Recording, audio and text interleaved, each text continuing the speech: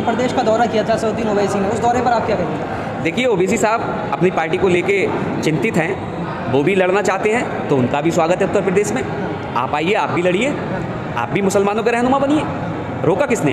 हमें 2022 में अगर सरकार बनानी है तो सरकार वो चुननी होगी जो हमारे आजम खान साहब की रिहाई की मांग कर सके, मुसलमानों को एक प्लेटफॉर्म पर साथ लेने का कार्य कर सके।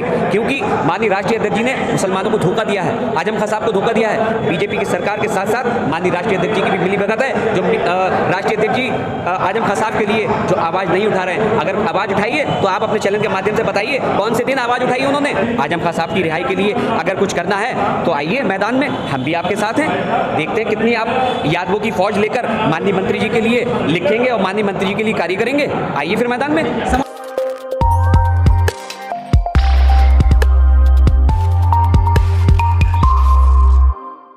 यहाँ सिर्फ और सिर्फ आजम खान साहब की रिहाई की बात होगी, क्योंकि हमें 2022 में अगर सरकार बनानी है तो सरकार वो चुननी होगी जो हमारे आजम खान साहब की रिहाई की मांग कर सके, मुसलमानों को एक प्लेटफॉर्म पर साथ लेने का कार्य कर सके।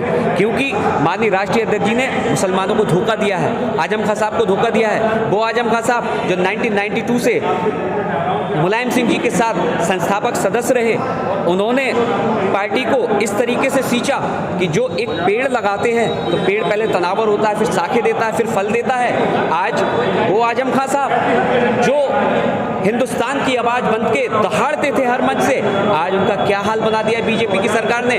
बीजेपी की सरकार के साथ साथ माननीय राष्ट्रीय अध्यक्ष जी की भी मिलीभगत है। जो राष्ट्रीय अध्यक्ष जी आजम खान साहब के लिए जो आवाज़ नहीं उठा रहे हैं, अगर आवाज़ उठाइए तो आप अपने चैनल के माध्यम से बताइए कौन से दिन आवाज़ उठाई उन्होंने। ये तो बोलने आवाज़ उठाइए, राष्ट्रीय अध्यक्ष जी ने कोई आवाज़ नहीं उठाई। आजम खान साहब के लिए केवल जुमलेबाजी की, तमाशेबाजी की, आके साइकिल रैली की, भाषणबाजी की रैली की, इसके अलावा कोई उन्होंने मांग नहीं की सरकार से। कोई धरना प्रदर्शन नहीं किया, कोई संसद का घेराव नहीं किया, कोई विधानसभा भवन का घेराव नहीं किया, किसी राष्ट्रपति महोदय से नहीं मिले, किसी राजभवन में जाके किसी राज्यपाल महोदय से नहीं मिले, खुद मुख्यमंत्री होके खुद मुख्यमंत्री महोदय से नहीं मिले। क्या सवाल है, क्या सवाल कहता है ये? आजम खान साहब की रिहाई के लिए अगर कुछ करना है तो आइए मैदान में, हम भी आपके साथ हैं।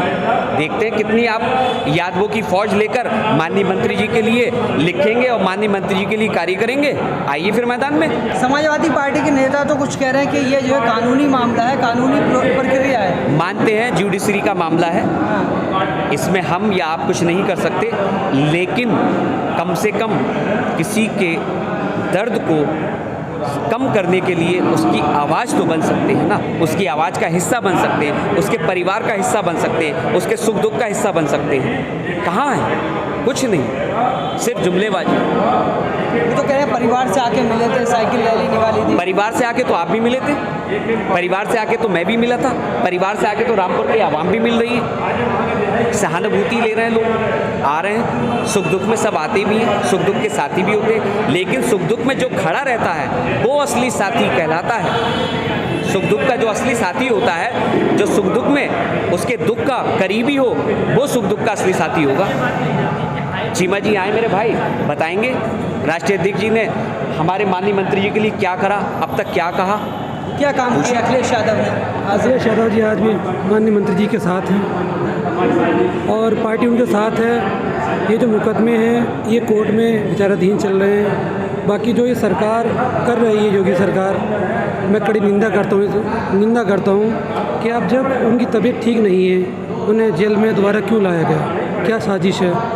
सरकार उसका जवाब देना चाहिए, क्यों ऐसा करा जा रहा है उनके साथ में। उन्होंने शिक्षा का मंदिर बनाया जौहर यूनिवर्सिटी, क्या उन्होंने गलत कर दिया? बच्चों के लिए, छोटे बच्चों के लिए स्कूल बनाए, क्या गलत कर दिया है? पढ़ाई दे रहे, तालीम देना चाहते हैं बच्चे को कि बच्चा पढ़े, कोई डॉक्टर बने, कोई एसडीएम बने, यहाँ तक उनकी इच्छा रहती है। उसके बाद में भी सरकार क्या करना चाहती है, इसका गलत कर रही है। जो भी सरकार से मेरा यही कहना है, इतना पक्षपात नहीं करना चाहिए। खास यही एक मुस्लिम लीडर नहीं होते, एक हिंदू लीडर होते तो शायद इतना प्रताप उनके साथ नहीं गलत किया। लीडर होते तो नहीं होता, मतलब ये क्या कहना चाहते हैं? मैं यही कहना चाहता हूँ, क्यों गलत कर रही है सरकार के साथ में। जौहर यूनिवर्सिटी बनाना, जौहर यूनिवर्सिटी में सबसे ज़्यादा बच्चे हमारे हिंदुओं के, सरदारों सबसे ज़्यादा उस स्कूल में, टीचर भी लोग हिंदू। उसके बाद में भी जौहर यूनिवर्सिटी को टारगेट किया जा रहा है लगातार, क्यों किया जा रहा है? मेरी ज़मीन जो है गरीबों से छीनी गई है। छीनी नहीं गई है सर, वो जो है खरीदी गई है, सबका पैसा दिया गया है, उसके कागज कागज है। पैसा दिया गया है। अच्छा, आजम खां को जो है हिंदू विरोधी का टैग दिया जाता है, उस पर आप क्या कहेंगे? कोई दुश्मन नहीं, हमने काफ़ी समय से साथ रहे हैं, हमने कभी उन्हें देखा ऐसी भेदभावना तो कभी काम नहीं करा। जब भी इसी काम के लिए कहा वो काम किए उन्होंने। हमारे गुरुद्वारे का रोड था, सबसे पहले वो काम किया उन्होंने। ऐसा नहीं है, ये सोच है, ये यहाँ पे हिंदू यहाँ सब धर्मों को समानता बराबर दी जाती है, माननीय मंत्री जी के हैं। बस मैं ईश्वर से ही प्रार्थना करना चाहता हूँ, हे भगवान, हे वाहिगुरु, जल्द से जल्द मेरे कायद को ठीक करें और जल्द से जल्द हमारे बीच में आए। एक हमारी वो एक रीढ़ की हड्डी से कहा जा सकता है, हमारे उत्तर प्रदेश की रीढ़ की हड्डी है वो, और समाजवादी पार्टी की जान है। और हमारी दुआएं, परमात्मा से मेरी यही दुआ है कि जल्द से जल्द ठीक होएं और हमारे बीच आएँ। सर, अच्छा, जब योगी सरकार और मोदी सरकार आई थी तो महिलाओं की सम्मान की बात हुई थी, महिला सम्मान हुआ यूपी में? बहुत अच्छा सवाल है आपका। महिलाओं का सम्मान अब बीजेपी की सरकार ने किस तरीके से करा है, ये किसी से छुपा हुआ नहीं है। कुलदीप सेंगर ने रेप करके जो रेप पीड़िता थी उसको मारने का काम किया।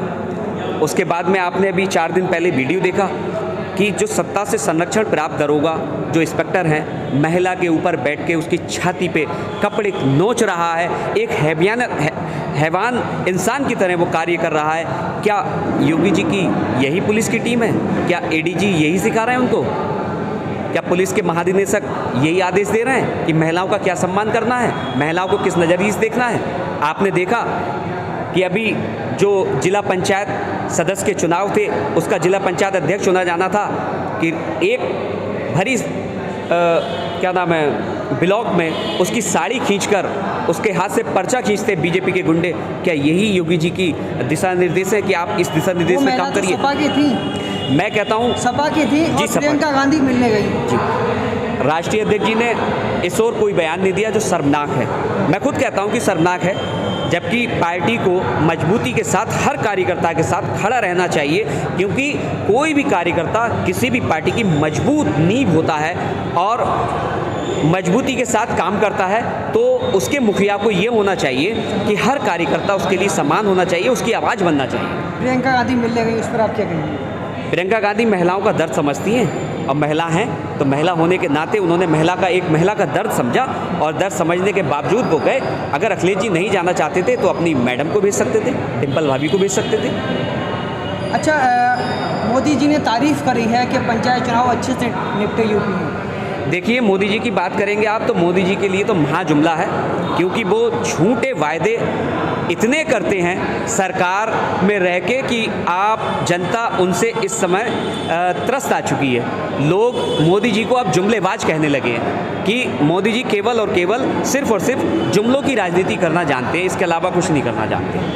2022 और जो पंचायत चुनाव को लेकर आपने सवाल किया है, पंचायत चुनाव में आपने देखा है भाई कि खुला गुंडागर्दी, खुली फुल बदमाशी के साथ जनता को दबाव में लेके ये चुनाव जीते गए।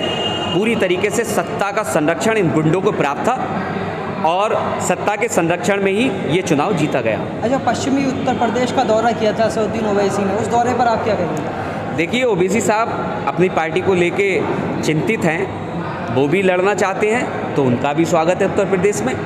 आप आइए, आप भी लड़िए, आप भी मुसलमानों के रहनुमा बनिए, रोका किसने है? आप कह रहे हैं रहनुमा बनिए, आप कह रहे हैं लड़िए, मगर समाजवादी तो कह रही है कि बी टीम है, उन्हें नहीं लड़ना चाहिए, सेकुलर वोट बढ़ जाएगा। देखिए, भाजपा के लिए जो भी काम कर रहे हैं मुसलमान उसको वोट नहीं करेगा, क्योंकि भाजपा से मुसलमान ना आज प्रेम करता था, ना कल प्रेम करता था, ना आने वाले समय में कोई प्रेम करेगा।